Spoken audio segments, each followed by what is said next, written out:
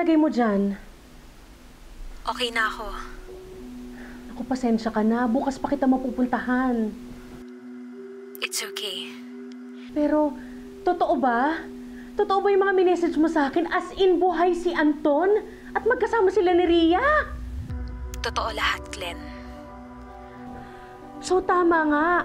Tama na siya yung nakita mo sa terminal. Si Anton nga. Sana nga. Noon pa lang, hindi ko na siya pinakawalan. Pero bakit nagsasama pa rin sila ni Rhea? Marami talagang tanong na dapat sagutin. Kaya nga kailangan ko pa rin siyang makausap para maging malinaw ang lahat. Kakayanin mo ba? Kailangan kong kayanin. Para na rin sa anak namin. Tatay pa rin ang anak ko si Anton. Asawa ko pa rin siya. Pero Millie, paano si Joed?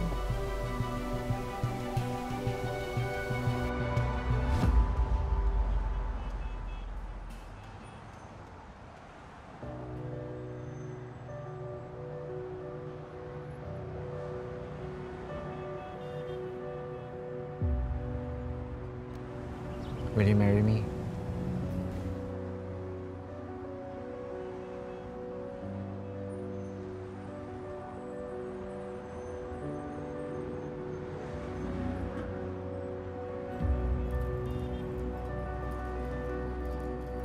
Nag-propose ako kay Millie. Hindi kaya asawa ko talaga siya?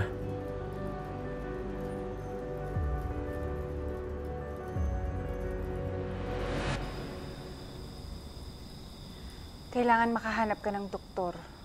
Yung sasakay sa palabas kung buntis ako. Diyos ko, ang hirap naman ang pinapagawa mo. Sinong doktor ang gagawa ng gusto mo? Pero lang katapat niyan.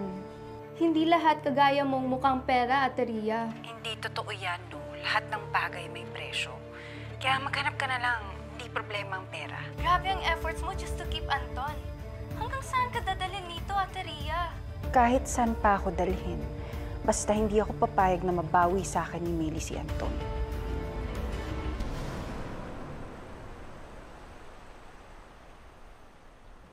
Millie,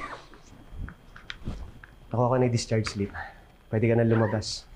Tara na, sunduin na natin si JR. Pwede na tayo umuwi. Joed.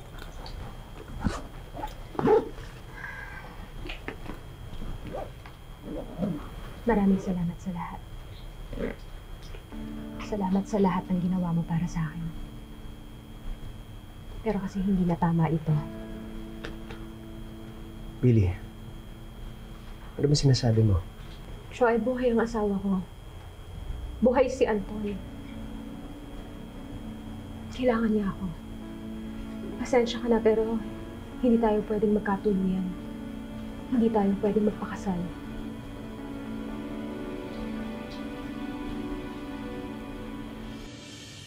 Norman! Kanina pa kita hinahanap. Ba't di mo sinasagot yung mga text ko? Sorry, nalobat ako eh. Eh, yung nangyari dun sa papa mo, hindi mo pa naikwento sa akin yun. Yun. Wala yun. Huwag mo na isipin yun. Norman, may problema ba? Arya, pasensya ka na. Busy lang talaga ako. Tsaka na tayo mag-usap. Sige. Norman! Hindi na rin tama na kupin mo pa kami ng anak ko. Pero Millie, paano yung pinagsamahan natin?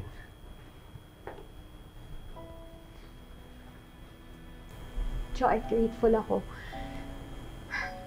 Grateful ako sa lahat ng pinagsamahan natin. Saka sa lahat ng naitulong mo sa amin. Minahal kita. Pero bilang kaibigan. At wala akong pinanghihinayangan. Pero kasi, buhay si Anton. May sinumpaan ako sa harap ng Diyos. At kailangan kong tuparin yun. Kailangan niya ako. Sana maintindihan mo.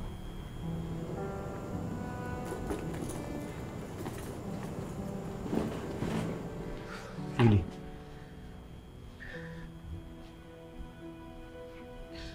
Mahal na mahal kita.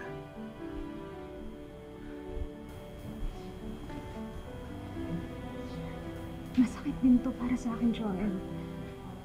Pero kapalaran na ang gumawa ng paraan para sa atin. Millie, paano kung di ka tanggapin niyan to? Paano kung di na bumalik yung alaala niya? Paano kung niloloko ka lang niya talaga? Kaya nga kailangan ko siya makausap. Kailangan ko ipaliwanag lahat. Alam kong naaalala niya ako. Alam ko. Kailangan niya ako ngayon. At kailangan ko siyang bawiin kay Ria.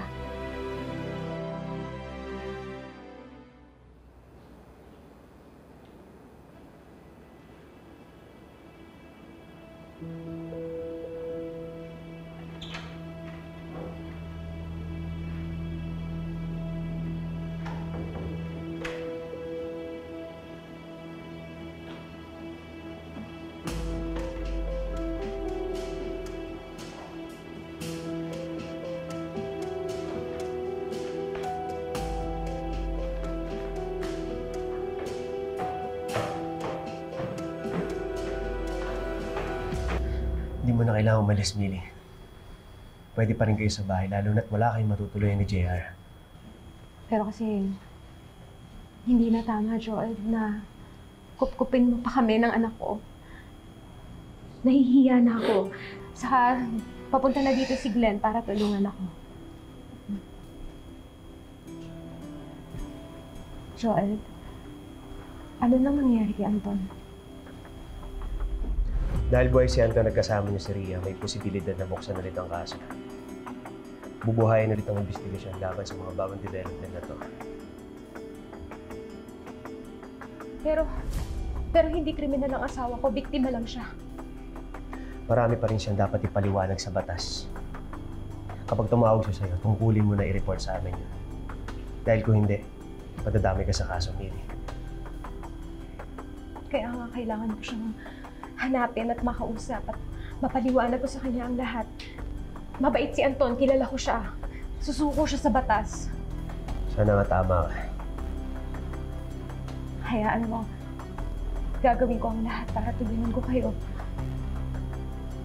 Magbibigay ako ng impormasyon.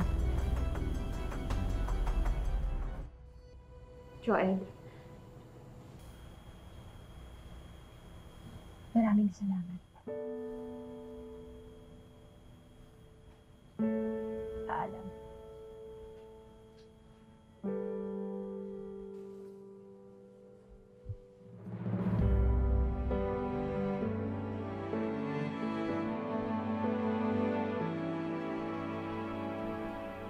Mahal na mahal kita, Millie.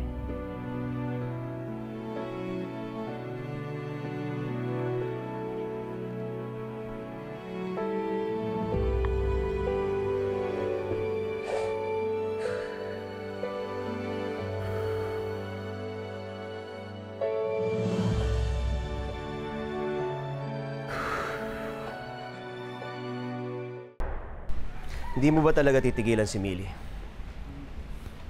Nasaan ang asawa ko? Patahimikin mo na siya. Dubayan mo na si Millie. Paano ko gagawin yun? May kailangan pa ako malaman tungkol sa amin dalawa. Pwes ako na magsasabi sa'yo. Iniiwan mo si Millie, pinabayaan mo siya. Dahil kriminal ka. Nasangkot ka sa sindikato, kaya ka tumataas ngayon.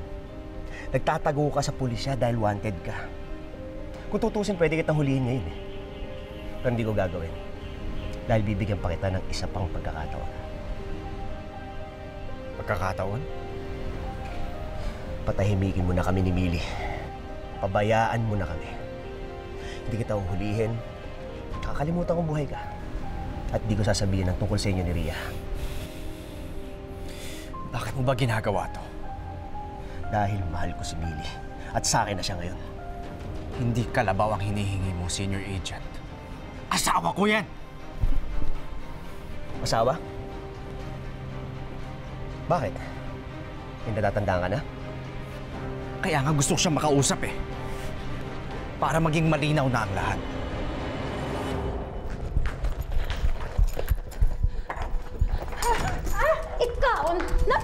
Anton, ha? Nasaan si Anton? Nasaan ang asawa ko? Ha?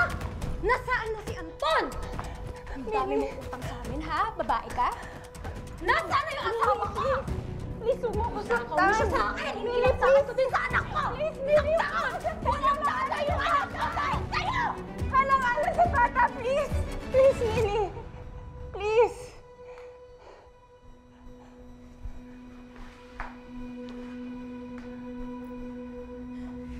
Bata? Bata? Ha? Buntis ako, Millie. At si Anton ang ama.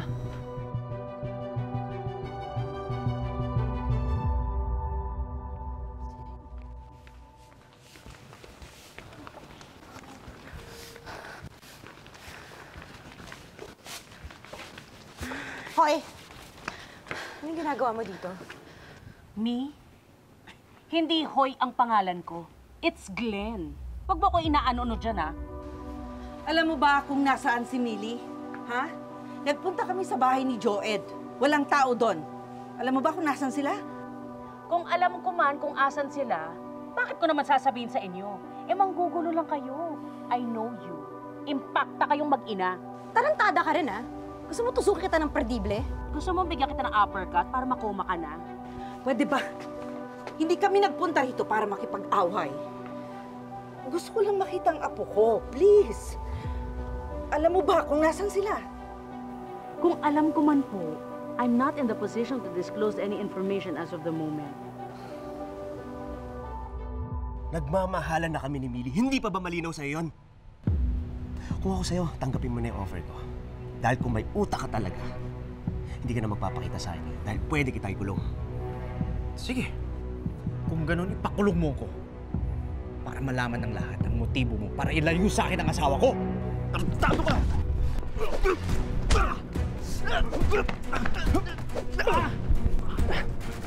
Hindi ka na dapat nagpakita sa akin.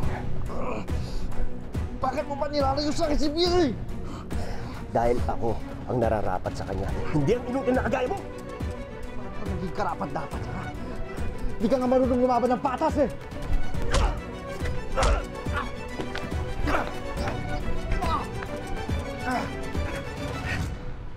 Pwede na kitang patayin kung gugustuhin ko.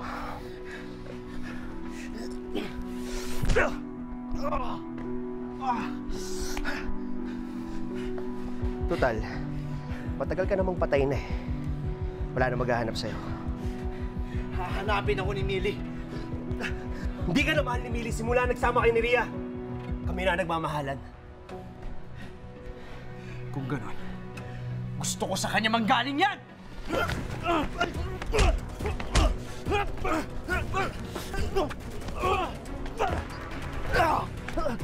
Tato ka! Hindi na kayo magkikita ni Millie. Pulis ka! Hindi mo pwede gawin to! Pulis ako. Kriminal ka! Wala kang laban dito. Hindi! Para kay Millie.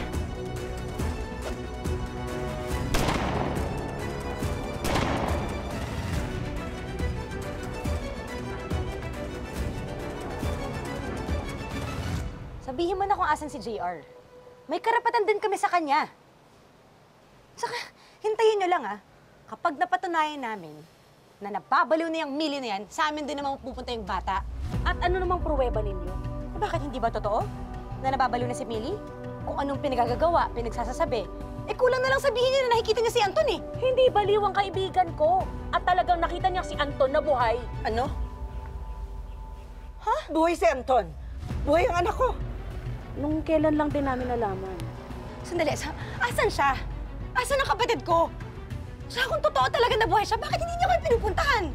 Kabamalay ko. Hindi ako manghuhula. Sandali! Glenn! Sabihin mo sa amin kung nasa na anak ko!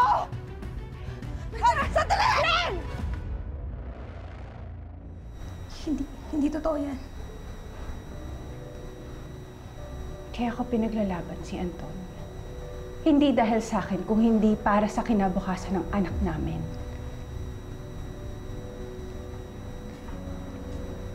Hindi magagawa ni Anton yan. Ano pang ina-expect mo, Millie? Eh, mahigit 1 taon na kami nagsasama ni Anton bilang mag-asawa. Masaya na kami. At siya ang may gusto na magbuo na kami ng sarili naming pamilya. Hindi kami yung pamilya ni Anton. Hindi na ngayon, Millie. Kaya pabayaan mo na si Anton. Huwag mo na siyang bawiin dahil akin na siya. Sa amin na siya ng anak ko.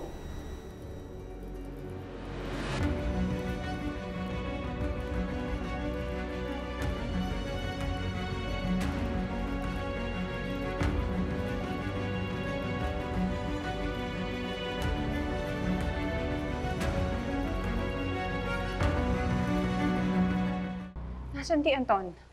Nakita ba kayo? Hinarang ko siya para hindi siya makalapit kay Millie. Sinaktan mo ba? Kainitan kami, pero huwag kang mag-alala. Buhay yun. Tatago na mo, natakot na eh.